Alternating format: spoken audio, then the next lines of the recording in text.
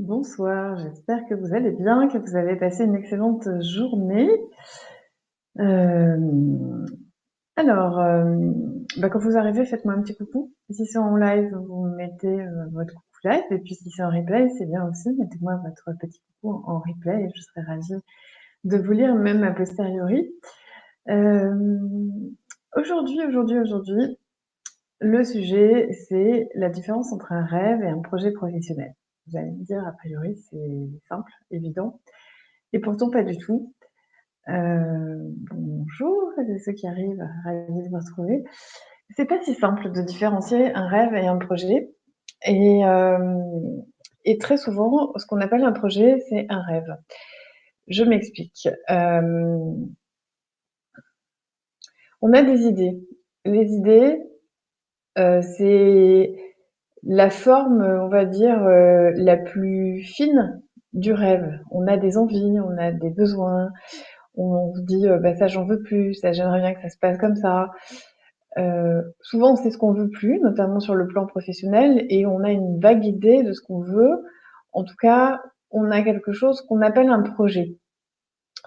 J'ai un projet de reconversion, j'ai un projet de changement de travail, j'ai un projet de monter mon entreprise. J'ai des projets. Et c'est vrai que souvent, quand les gens arrivent à moi, ils ont des projets. En tout cas, c'est comme ça qu'ils matérialisent les choses dans leurs mots. Ils me disent: «J'ai des projets». Et assez vite, moi, je leur dis non, vous n'avez pas un projet, vous avez un rêve.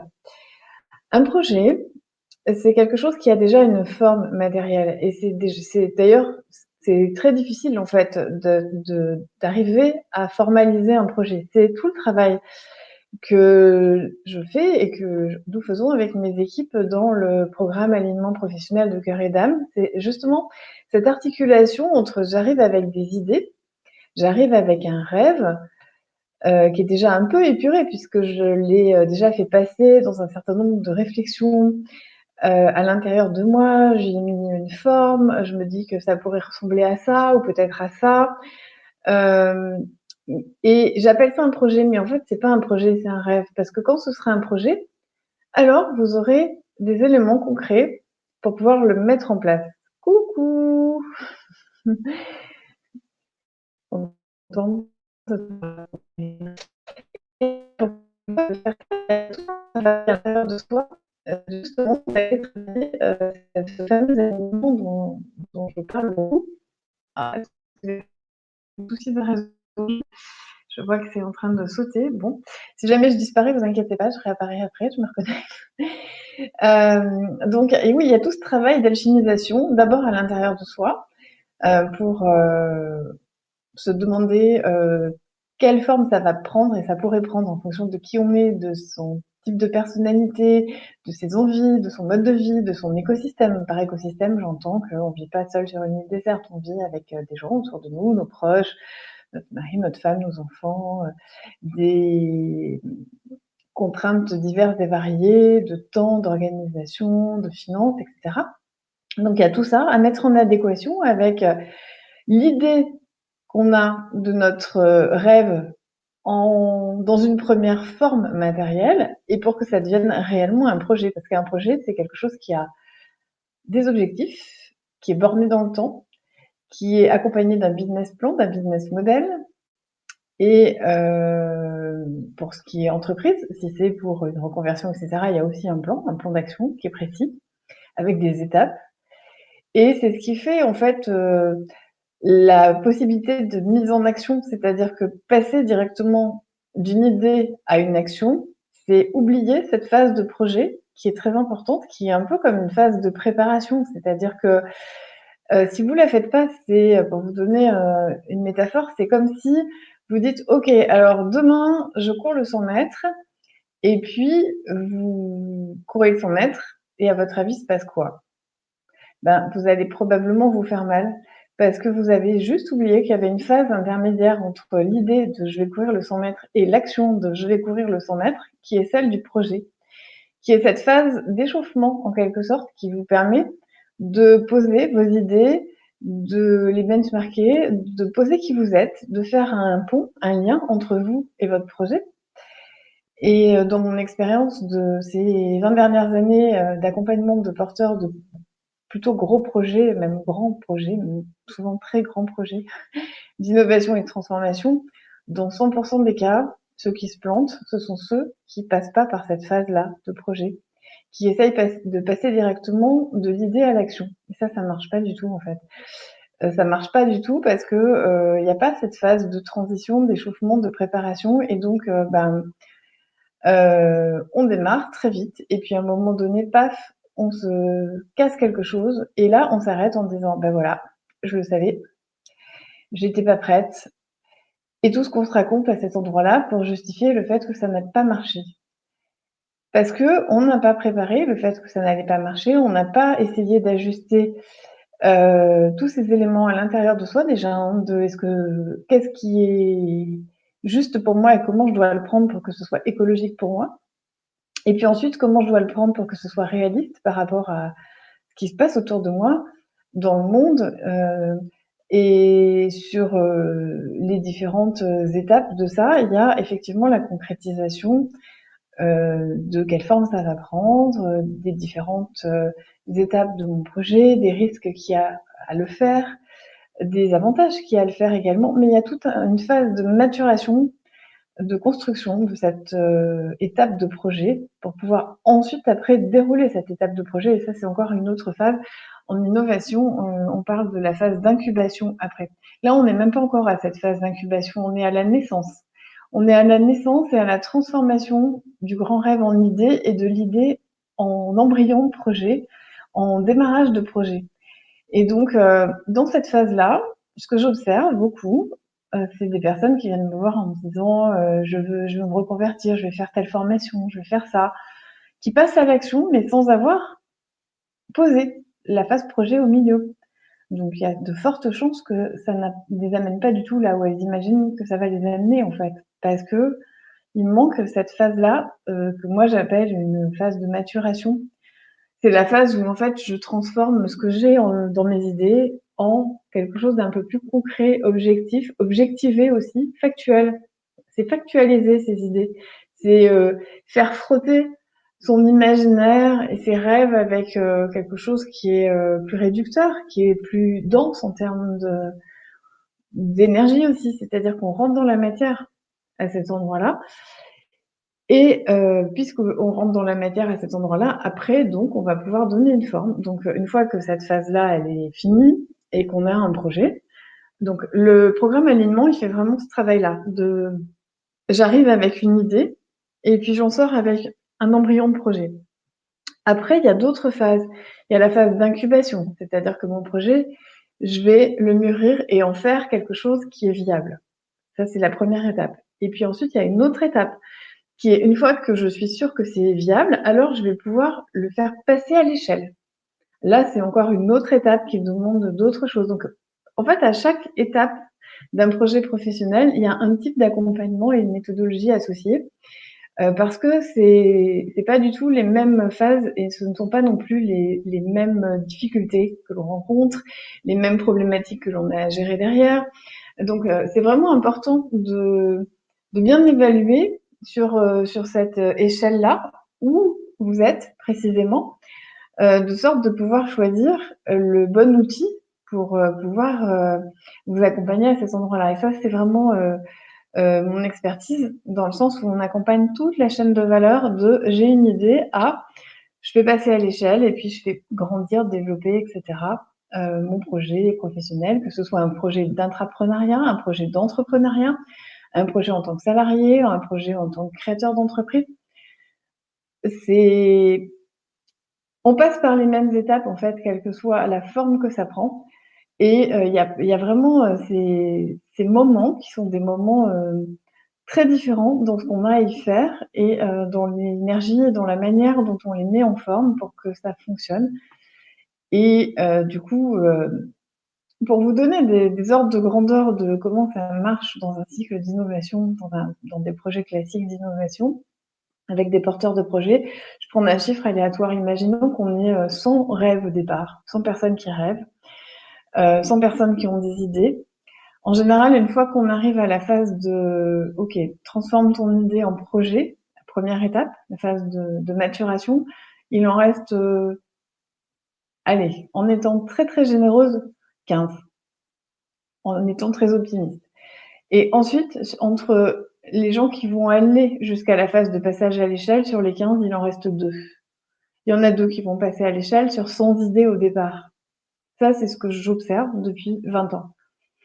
Avec des chiffres vraiment optimistes, c'est-à-dire avec des personnes qui sont accompagnées, qui font vraiment le job, qui sont déterminés, persévérants, rigoureux, motivés, et qui ont les compétences et qui sont accompagnés par des experts dans ces différentes phases. Donc vous voyez qu'il y a une sacrée différence entre avoir une idée, un rêve, et d'arriver à le mettre en forme. Il y a 100 personnes qui ont des idées et il y en a 2 qui arrivent à en faire quelque chose réellement, concrètement, qui va tenir plus d'1 an et qui va réellement donner lieu à un projet professionnel.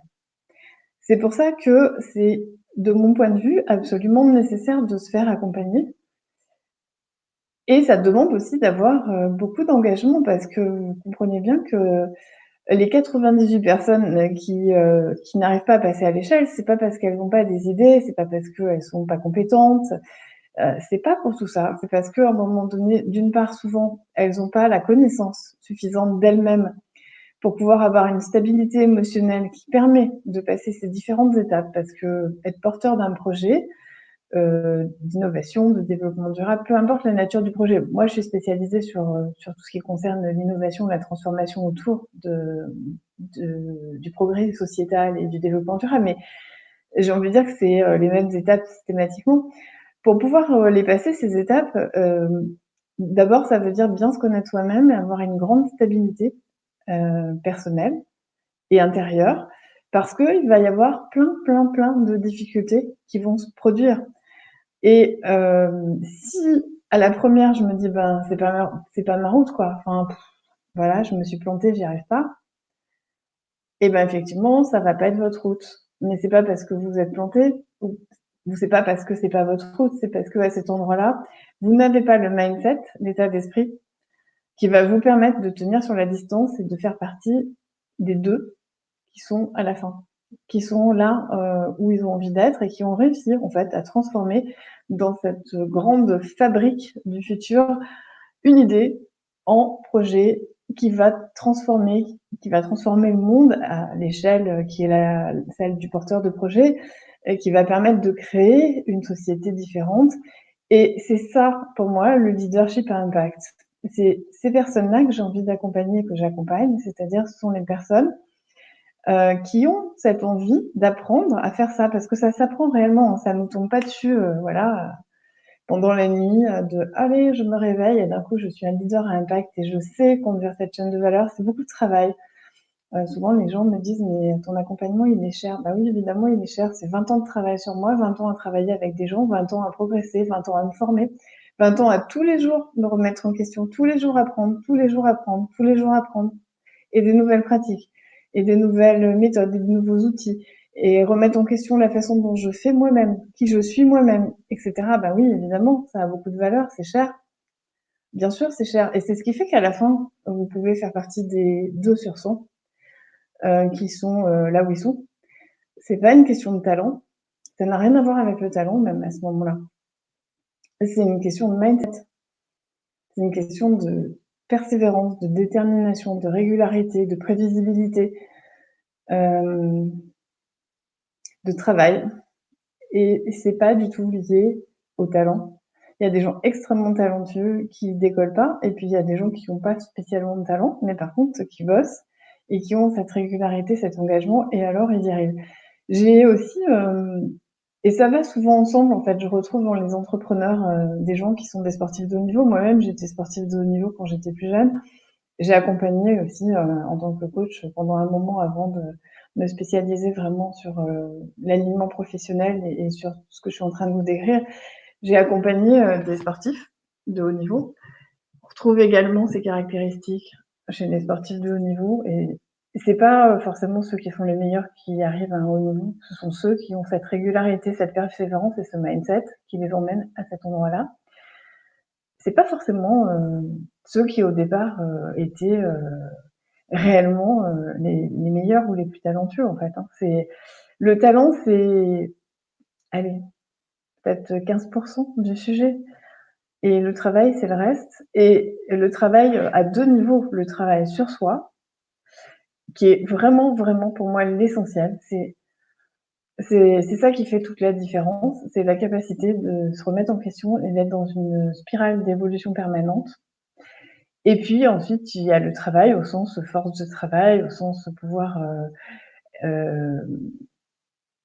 alors c'est force de travail, mais pas au sens de se forcer, de brutaliser et cetera. Il y a une dimension d'être organisé, de savoir quelles sont ses priorités, mais ça, c'est lié au 1er volet, c'est-à-dire c'est vraiment lié au mindset, à l'état d'esprit. Pour pouvoir y aller tranquille, et tenir sur la distance, ça sert à rien d'y aller, à toute allure, en force, ça tient pas du tout sur la distance, hein. Ça donne juste un burn-out en cours de route et ça n'a aucun intérêt pour moi, c'est pas mon objectif. Souvent on me dit: «Mais, ça va dans ta vie?» «Oui, ça va très bien, merci, je suis mariée, j'ai des amis, j'ai des enfants, j'ai des activités à côté».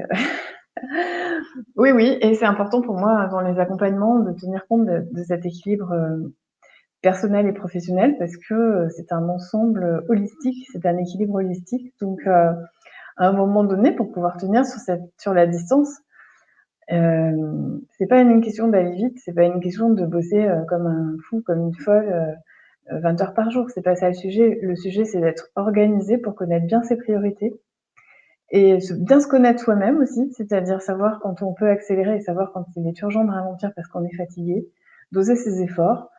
Je reprends cette image du sportif de haut niveau, mais un sportif de haut niveau, ça s'entraîne pas tous les jours. C'est pas à fond tous les jours parce qu'à un moment, le corps, il pète. Donc il faut arriver à trouver cet équilibrage, ce dosage, qui est, très personnel d'une part et d'autre part qui, nécessite une grande écoute de soi, de ses émotions, de son corps, de ce qui se passe dans son cœur. Bref, de vraiment, être dans le respect profond et à chaque instant de qui on est, tout en développant son mindset et en continuant à évoluer vers qui on a envie de devenir. Voilà, donc j'espère que ça vous aura donné, une vision des différentes étapes à franchir entre le rêve et heu, la réalisation d'un projet magnifique, et qui va apporter une contribution et qui va être une petite pierre à l'édifice de la transformation, du monde de notre qualité de vie, du progrès social et de plein de belles choses comme ça.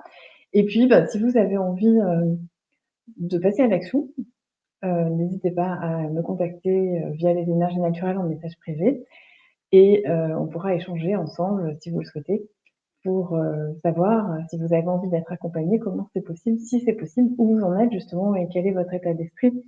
C'est pour ça qu'en amont, en fait, on qualifie, de façon, importante qui, on peut accompagner ou pas, parce que ça sert à rien de vous embarquer sur une voie où, par expérience, on sait qu'on va pas pouvoir, vous amener là où vous voulez aller. Donc, c'est absolument nécessaire qu'on puisse échanger en amont, d'où, l'idée qu'on propose, des entretiens qui sont gratuits, pour pouvoir qualifier, si vous avez envie d'être accompagné, comment ça peut se faire et si on est les bonnes personnes, moi et mon équipe, pour vous accompagner dans cette transformation, dans cette voie-là et si on pense que vous êtes prêt aussi ou prête à faire ça. Ça, on est très clair là-dessus et si on pense que vous n'êtes pas prêt ou pas prête, alors on va pas donner suite évidemment parce que ce serait pas clean. Enfin, il y a quelque chose qui va pas par rapport à nos valeurs et à mes valeurs et à mes standards. C'est-à-dire qu'à un moment donné, si c'est oui, c'est oui, si c'est non, c'est non et si c'est peut-être et c'est pas oui en pensant non ou non en pensant oui ou enfin bon bref. À un moment, il faut que ce soit clair que, si on accepte, c'est un court engagement et alors on a un devoir vis-à-vis de vous de faire, de mettre à votre service les moyens, pour vous emmener le plus loin possible et vous, vous avez un devoir en contrepartie qui est votre engagement et le travail que vous allez faire parce que les résultats vont être proportionnels au travail que vous allez faire. Là-dessus, malheureusement, j'adorerais vous raconter un truc très, très glamour du genre j'ai des baguettes magiques, mais je n'en ai pas. J'ai pas de baguette magique qui fait tout à la place de vous. Ça marche pas comme ça. Donc certes, c'est pas glamour, mais les résultats sont excellents Et c'est vrai que moi, je suis très orientée résultat. C'est quelque chose qui est important parce qu'à un moment donné, c'est encore, cette capacité de pouvoir, heu, savoir évaluer de façon réaliste quelle chance on a d'y arriver ou non. Je suis une grande rêveuse. J'ai passé des heures de ma vie à rêver. D'ailleurs, enfant, tout le monde me disait: «Ouais, elle est dans sa grotte, elle rêve et tout». C'est vrai, beaucoup d'heures à rêver. Mais à un moment donné, j'adore, que mes rêves, ils se concrétisent. Pas tous, parce que j'en ai un à la seconde, donc c'est pas vraiment possible de tous les réaliser, mais surtout ces rêves, j'en ai quand même réalisé un sacré paquet et c'est pas fini. Et donc je me suis rendu compte à un moment donné de ma vie que j'avais une capacité hors norme, au sens en dehors de la norme, pas anormale ou voilà, hors norme, de savoir rêver et de savoir faire sortir de terre mes rêves. Souvent, quand j'en parle, je me dis que je suis une bâtisseuse de cathédrale de lumière, parce que c'est ça. On part d'un truc, ouais, rien, il y a rien. Il y a un terrain vierge et puis 3 ans plus tard, il y a une magnifique cathédrale, qui est là pour accueillir la lumière et pour, recevoir la lumière et ça, c'est vraiment pour moi quelque chose de magique. C'est ce qui me fait vibrer, c'est ce qui m'éclate dans la vie, de partir de rien et de faire sortir de terre une cathédrale de lumière. Donc, j'espère que vous serez nombreux et nombreuses à avoir cette âme de bâtisseur et de bâtisseuse. Et si c'est le cas, venez discuter avec moi en message privé. Ce sera avec une grande joie que nous pourrons échanger. Voilà, je vous souhaite une excellente soirée et puis merci et n'hésitez pas à faire des commentaires, dans les replays et dans les commentaires, de sorte que l'on puisse continuer cet échange, via message interposé. Je vous embrasse, très bonne soirée. Bye bye.